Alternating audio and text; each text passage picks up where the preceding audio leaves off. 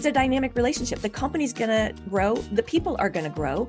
You've got to give permission to adjust so that everyone can stay in their zone, not necessarily in their seats. Hey, and welcome back to the Work Positive Podcast. I'm Dr. Joey Fawcett, your host. So I coached an executive recently, and he was really down on himself. I mean, nothing was going right with the company. He was an awful leader and blah, blah, blah, blah, blah. Just saying nasty stuff about himself. He was chasing Alice down the rabbit hole. You know what I mean? His inner critic was center stage, in the limelight, and in control of the microphone.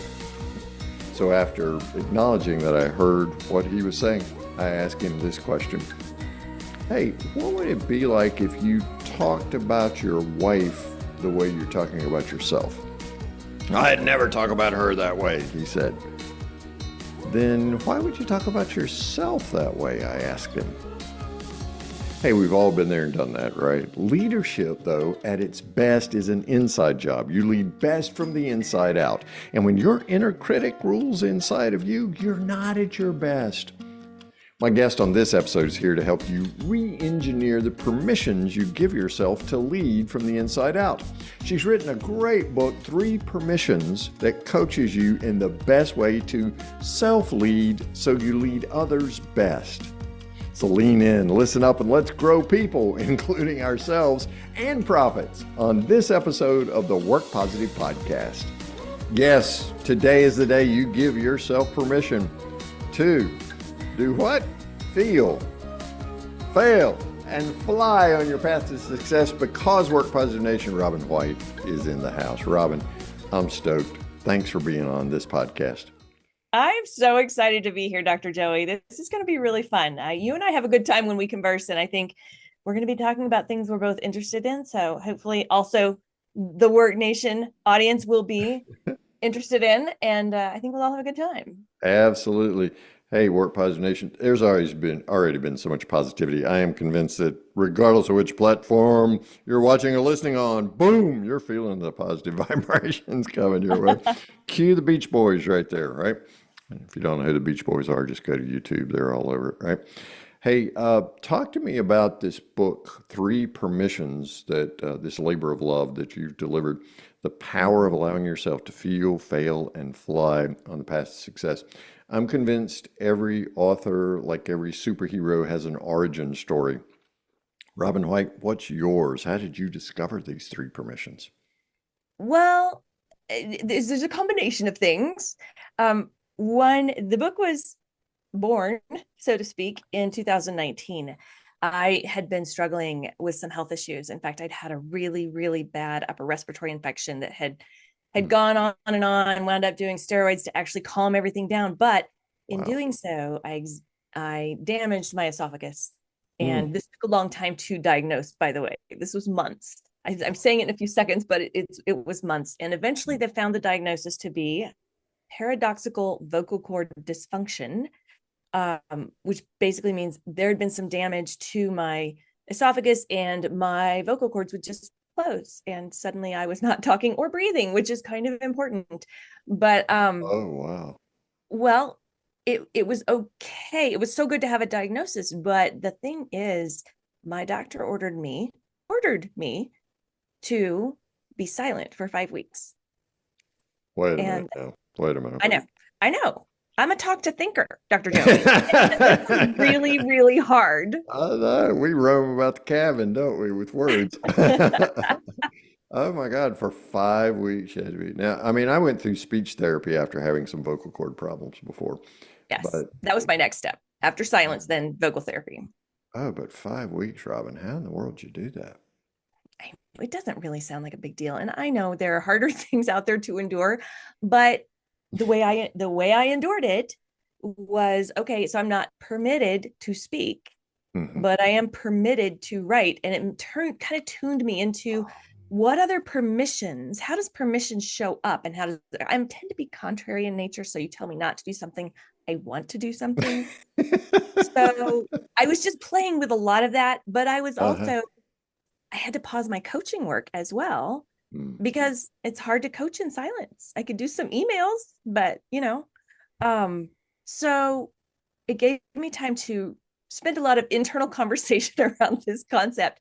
And I was noticing how it tied to some patterns that I saw in my client work.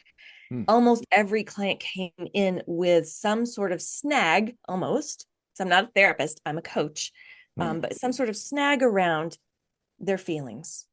And I do mix using emotions and feelings. I know in academic circles, they are differentiated. I don't, because this is not an academic presentation. I think there's good reasons for it, but not here. Yeah, gotcha. So you notice them hitting snags in their Yes. feelings, Almost and every so client. yeah, every Yeah. client had some snags in their feelings. So when you Yeah. observed that, what did that say back to you about your own? Since we want to boss ourselves first, right? What did that Right. say to you about your own feelings? And Dr. Joe, you're a coach, you know that when you start doing work and when you start noticing things that your clients are going through, you Hmm. start processing your own stuff. You Hmm. just do. And so I love that you turned that question around. Um, what I noticed was that I sometimes didn't permit myself to feel certain things. Oh, They were uncomfortable, yeah. and I had different ways of avoiding them, distracting or suppressing them, detaching from them. But it was in the permission to approach these feelings Ah, that I could actually learn from the feelings, that I could partner with my feelings instead of feeling overwhelmed, instead of feeling a victim. I could actually see the value in even the uncomfortable feeling. wow. I love that phrase, partnered with your feelings. You can do that. So let's take that into the work culture. Obviously, Mm, work positive is all about people, right? yeah. How do we begin to create? I mean, I'm looking for an entry point here.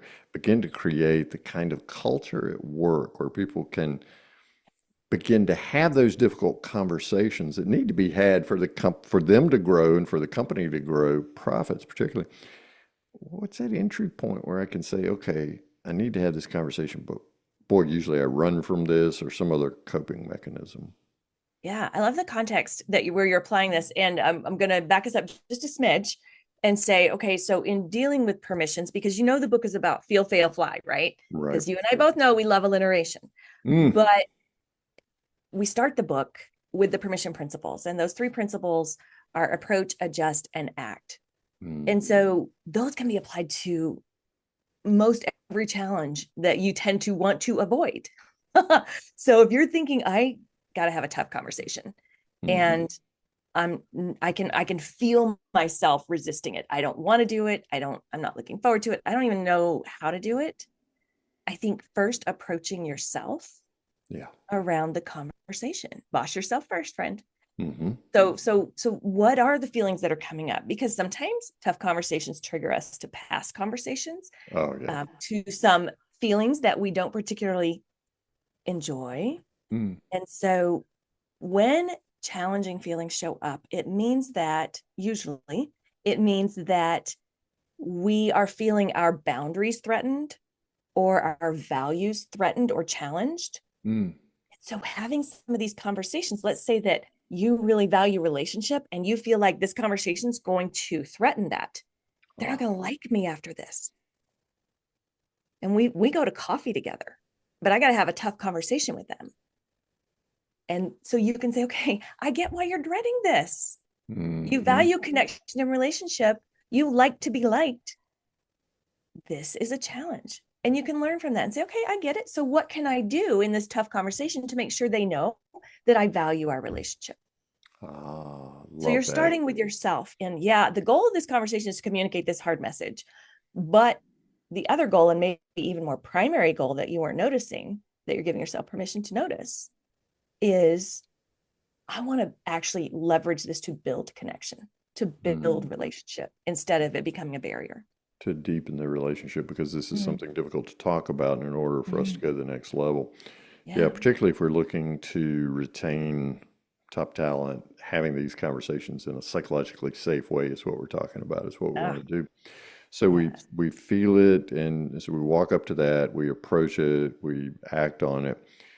Then the second permission is to give ourselves permission to fail. Yes.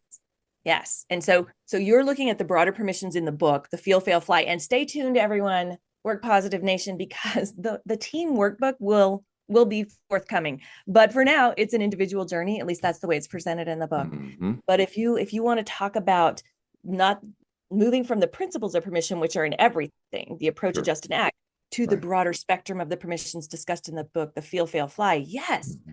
What happens if this conversation doesn't go well? Mm-hmm. This is, again, we're still in the conversation with yourself, Yeah. right? Doing our Right. own work here around this. If this doesn't go well, all right, well, let's look at it. What are the things? And in the book, I share a failure success analysis. You could work through that to give yourself insight into what are the behaviors, what are the words that I would be using that could make this go badly? And what are the words or the behaviors I could exhibit that could set this up for success? Mm. So that takes you into, where am I going to have this conversation? When am I going to have this conversation? What language do I need to use? And how do I communicate both of the important goals of maintaining relationship? And I'm assuming that that's the value we're still working in the same scenario, Right. maintaining the relationship while still delivering this tough message. Mm.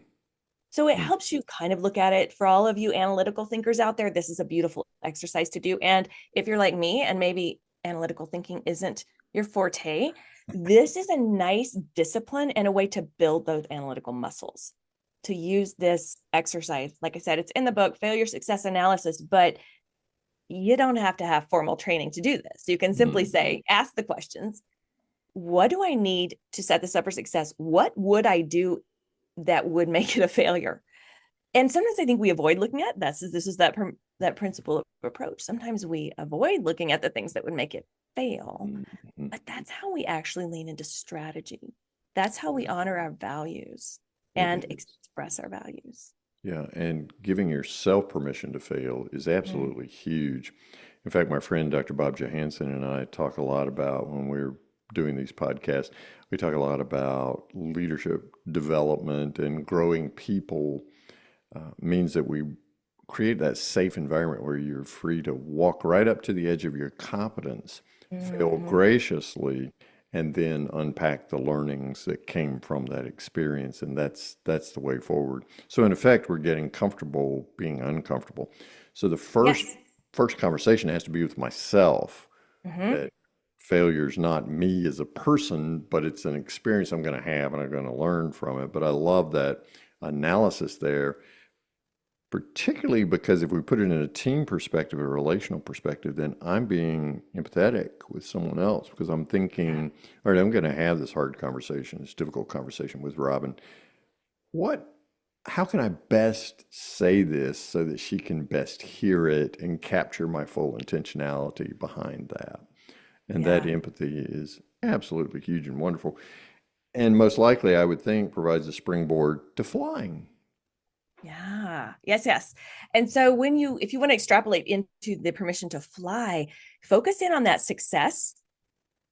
Not only what you could do to set it up for success, but what will success look like? Because and look at it from both hers, whoever you're having, so say it was you and me. Okay. What would it look like from both perspectives? What would success look like to this person? Win-win. Win-win, yes. And I love that not only are you talking about this is a one-on-one moment, but I heard you talking about as a team, as a culture, this idea of permission to fail at a cultural level. Yes. It starts here, though. It starts in these little one-on-one moments to normalize it with the culture. So I love that you're pulling this all together, Dr. Joey, masterfully. But yeah, you said how can we make sure that this happens? How can this be this win-win? We've done the prep work, we've done the plan, but make sure you've got the vision of success and what that is for both of you. You could even, once you've done your internal work, start the meeting with, okay, I feel like this might be a little uncomfortable, but I want to make sure you walk away feeling like it was a success. And just declaring that from the start. Just declare it and say, when you have to deal with something that's uncomfortable, what makes it successful? Because we all do, right? We all have moments or seasons of discomfort and challenge. But to get that perspective is, what makes it a win, actually? What turns it around? What flips that script? and get clear on that so that you can support that, because they're going to walk away and they're going to continue to think about this conversation. Our brains, I know you love neuroscience, Dr. Joey, Yeah. and our brains love to grab hold of the negative stuff. It codes anything negative as a threat and it wants to play it on loop in our brain. But when Oh, you start from the beginning and say, hey, what would be successful? And then you conclude by saying, hey, did we get there? right, right. You're turning this into from a difficult conversation into a formative coaching kind of conversation where you're saying, did we hit it? I know it was uncomfortable, but I want to make sure that we hit your success metrics. And since leadership's an inside job first, that's why we boss ourselves first, right? Yes, sir. Love it. Defining within myself what is my preferred successful outcome for this, and really focusing my brain on that and saying, okay, when Robin and I are through talking, here's what I want to happen. Here's what it's going to look like. And really, if I can take it all the way back to feeling, getting myself so emotionally engaged with what success is going to look like that I tamp down. Yeah, I tamp down the fear, and I can't wait to have that conversation with Robin because, man, it's going to be amazing. Yes. And it's totally reframed. Something you were dreading now becomes something empowering and energizing. I love that. So we create a culture in which this happens for individuals, and we encourage them to be on an individual development journey because you're going to boss yourself first, knowing that that ripple effect then goes into relationships, and therein lies the whole culture of the company, team by team, right? So let's say I'm seeking to attract top talent. How do I have a conversation with someone? What do I say to someone in a conversation about our culture is a bit different? We're permission based and we focus on 3 permissions. How can I accurately and insightfully communicate that to someone when I'm inviting them to come join us? Yeah. Okay. So I heard a couple of parts of the question and I'm going to come back to it, but I have to hone in on the fact that you said ripple effect because that's okay. I'm showing those of you who aren't watching the video, or YouTube see the video. I'm showing look at Dr. Joey that. the cover of the book because the cover is the ripple effect, because that is part of what I I talk love about. it. I love metaphors. That's beautiful. Thank you. So, absolutely. It was just fun for that to show up. Okay. Back to your question. So we're talking about, okay, let's say that I'm on board with this whole permission mindset and I need to communicate that and I want to attract top talent. Right. So I think we got to really be careful from the moment, the moment of truth that we establish, the MOT that we establish from the time we even write the job description around this language of what does that mean? What does permission look like? If we say we have a high value of permission, what does that mean? Because there's a broad spectrum of things that could mean. Yeah, it means a lot to a lot.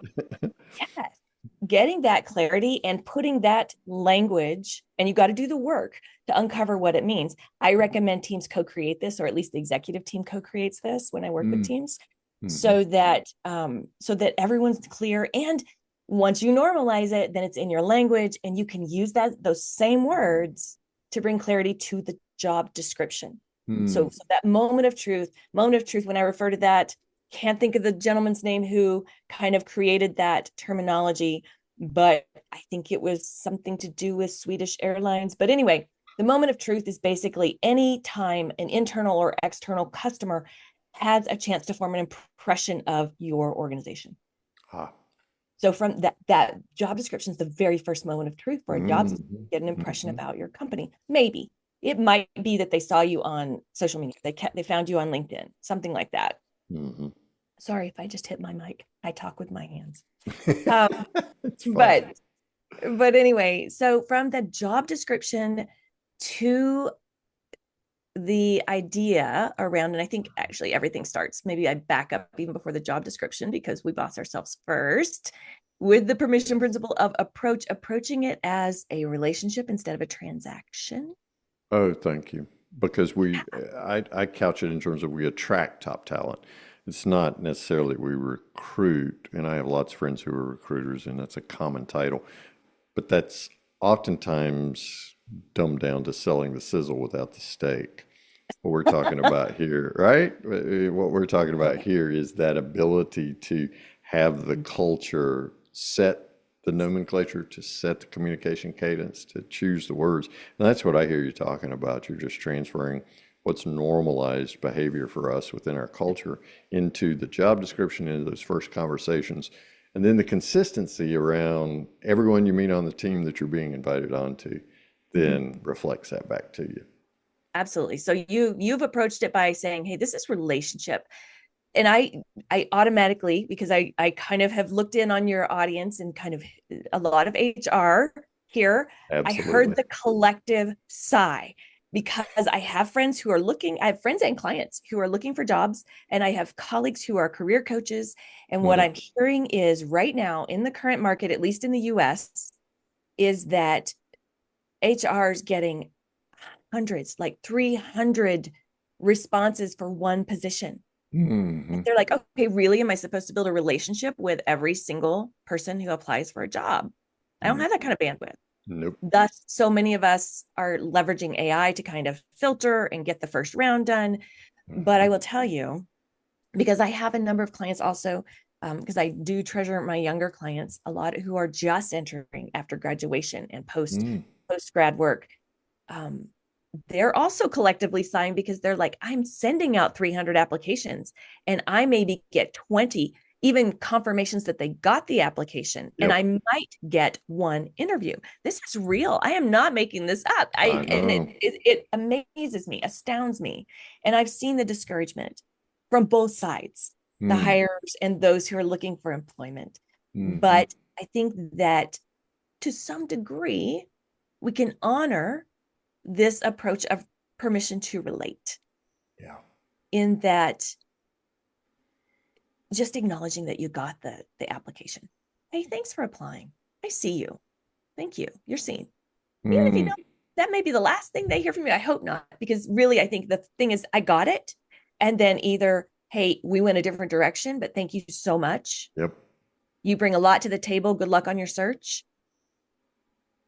It goes a long way. And I know that might feel a little overwhelming, but if you say that your company's core value is relationship and you want to create this idea of permission to approach, then it's going to need to show up from the beginning. Yeah, that's so interesting. You should put it that way. I'm reminded of a previous podcast I did with Peter Capelli from Wharton. And he said 96% of all companies really don't want top talent. They just want somebody to come in. But what you just described is the process by which you attract top Mm. talent.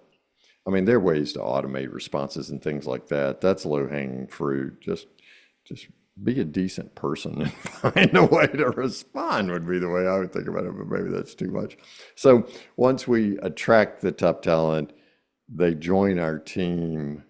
We Mhm. want to retain them because it can cost up to 10x or more to find someone else and train them, right? How do we use these three permissions to feel, fail, and fly? How do we use those three permissions to actually create a culture whereby people want to come to work and stay at that position? Well, so many things there. So I'm going to start with first the principles of permission with approach, adjust, and act. We've Right. approached it by treating the whole process as a relationship, Mm. regardless of whatever that moment of truth is, whether it's the job description, the first round of interviews, the second round of interviews, the kind of feedback seeking that you get from both those Mhm. applying and also the employer that is seeking. So Right. so a lot of those moments are involved in approach, but I think Yes. adjust really works here in the whole idea of how do we keep them. Uh, And I also think feel, fan, fly also can be leveraged here as well. But I'm going to start with adjust because I feel like, and this just came up with a client of mine where she is a CFO of a mineral company, and they had been through a season of massive change transition, a couple of different M&As, and then getting, they're the financial department, and so mm, a couple of different M&As and then year end, and they ooh, had been all out for a good chunk of the year. fire hosed. Yeah. Yes. And so there was one particular team member. It came time for the annual reviews, which happened right after this. They got the year Oh. end out the door, and then annual Mm. reviews came up. Um, and one team member in particular somebody who'd been a big contributor, a high performer, super high achiever, a bit of a perfectionist. And she's like, this is one of those hard conversations, right? Because she'd seen them disengage. She'd seen them miss the mark. She'd seen the team having to work to make up for the deficit of what they would normally have been contributing. Mm-hmm. And so she's like, I really care about this person. And I've got to get my head around this chat that we're going to have. And I want to know what's going on, what's happening. I know we've all been through a lot, and maybe it's just been harder on this person than some others, because who knows what's going on outside Yeah, in for addition to sure. what's going on inside work, right? Mm-hmm. So she really got her head around how to build the connection, how to have the conversation. She met the person on the couch, but she said from the moment this person walked in, you could just see it. Shoulders down, head down, Oh, energy null, no wow. energy whatsoever. So she's like, and the person started talking before she can say, she basically kind of said hi and sat down, and the person's just like, I know I did. I know it. I'm not performing. I'm not meeting expectations. Wow. Honestly, I'm super overwhelmed tonight. I think it's time for me to move on. Not what you want to hear, right? When you know that Mm. you've got a contributing high value team member, you've invested a lot in, and you Yep, know what it takes to get another person in that spot. for sure. And so because she gave herself permission to approach, she wanted to also extend the permit. I'm sorry, not approach, to adjust. Uh-huh. She also wanted to extend that. And she and I kind of hammered out, okay, what's the language that would extend, adjust to this team member? Because there's going to be some kind of adjustment, whether they're staying or they're moving, some kind of adjustment is going to need to be done. And so she said, instead of grabbing the data on how much this person had not performed, or even comparing to the last performance review, some of the things that typically happen in these kinds of one-on-ones, she took a deep breath and she said, listen, if you found a job, you're talking about leaving, if you found a job that energized you, what would you be doing in that role? Mm. And she said it was crazy. It was like all of a sudden, in extending that just a little permission, that person, the vision for that new role Uh-huh. just energized. It was almost like they filled up all of a sudden and just were Jumped like, up off oh, the well, sofa, right? and this and this. And so together they sort of job crafted around what could this look like. And what she found out was interesting, because this person's degrees in finance, Uh-huh. and the things that came forward that energized them was supporting others, was assisting, was HR admin kind of stuff. Wow. And they really, really liked it. And you could see it in the way they presented it. So they job Mm. crafted, they didn't completely take the person out of finance, but they added some of those energizing tasks into the role. Beautiful. And she said it was just, you could just watch. You could just watch. And Mm. there, even in the tasks that were kind of draining, it was like, it was enough that they were filling over here, that balance, in creating that adjustment. And I think that's what permission to adjust is like when it's regarding retention, of keeping that top talent. It's Mm. not about keeping them in their chairs. When it's a dynamic relationship, the company's going to grow, the people are going to grow. You've got to give permission to adjust so that everyone can stay in their zone, not necessarily in their seats. Right. Oh, I So love that. That's a nice distinction. Dr. Joey here with a question. What if the key to growing your work culture hides in plain sight? Take the free Work Positive Culture Assessment to discover it. Get insights in less than 4 minutes that transform your culture so you grow people and profits. Just answer 13 simple questions and discover your culture stage, your strengths, and get personalized next steps. Receive your free aha culture moment at workpositive.today. Go to workpositive.today right now. Robin White is my guest on this episode of the Work Positive Podcast. Man, we could just go on for 3, 4, 5 episodes. This is such rich content. But I want to make sure that people, before we send them off, know how to stay in touch with you. So oh the sure. book title, you got it there. Hold it up again for us. Yep, So yep, yep. those who are Okay. watching on video, or if you're just listening to YouTube or something, take a quick look. The link to this book on Amazon is there. 3 Permissions, the Power of Allowing Yourself to Feel, Fail, and Fly on the Path to Success. Now, we've also got there her LinkedIn profile. Is that a good place, Robin, to That's a send you a great place. message and reach out to you? Yes. I'm Robin at Robin White, and Okay. Instagram also at Boss Yourself First, though, is my Okay. handle. All right, cool. And we've got bossyourselffirst.com in the show notes. We got that link there too. Tell us what we're going to find when we go there. Well, right now you're going to find a website under construction. We're No, all under construction, well, aren't we, Robin? with the book coming out and the podcast, we've relaunched the Boss Yourself First podcast. Oh, So wonderful. we're just updating a lot of things. There's still a place where you can connect with me, though. You can still Okay, cool. and that's probably the easiest way. You can obviously message me. You can email me, Sure. robin@bossyourselfirst.com. But if you hit the website, sign up for the email list because and I love to share these resources. One, because it's just a heart project around one of my newsletters is called Shade House Letters. It's been a bit of a shady couple of years as far as, and this is hearkening not to, because someone heard that and they're like, you're throwing shade? What's up? No, I love tea. Dr. Joey knows that I love tea and I study a lot about tea, not like I'm going to go grow it because I live in Colorado, but in the fields where they grow specifically green tea, they construct shade houses over some of the tea plants for a certain amount of time to change the flavor and the color of the tea that they get. And I feel like some of the times we go through these shade seasons, some are things that we create and some are things circumstances create for us, but they change the way that we grow. They change the way that we evolve. And that's what Shade House Letters is my journey. The other newsletter I have is 3 on Thursday, which is quick hits of self-leadership that you can subscribe to. So you can get all of that from the email list. Wonderful. I love that. And since we all spend so much time on YouTube, you've got your own YouTube channel there, Boss Yourself First, where they can find the Boss Yourself First podcast. And who knows, Work Positive Nation, you may even find me on it one day. I think that's a high possibility that Dr. Joey's going to be on Boss Yourself First. I feel it. I promise not to fail. And we will fly together on that episode of Boss Yourself. You can fail if you want. I have before. I promise I will again as long as I'm breathing. So Work Positive Nation always wants to know from my guest, Robin, about one thing. So what's your one thing that you would recommend that Work Positive Nation do starting today to create the kind of positive work culture that we're talking about based on these 3 permissions? Yeah, what a great question. So I think exercising the permission principles, approach, adjust, act, because guess what? You've already started. You started just by tuning in today. You've already turned your attention to the idea of permission and approach, adjust, and act. So you're already approaching. Well done. Great job, Work Positive Nation. You've already started thinking about it, but I'm going to invite you to take a little bit deeper, a little bit further investigation into this idea and bring it to yourself and bring it to your team. What permission is needed here? What permission is needed here?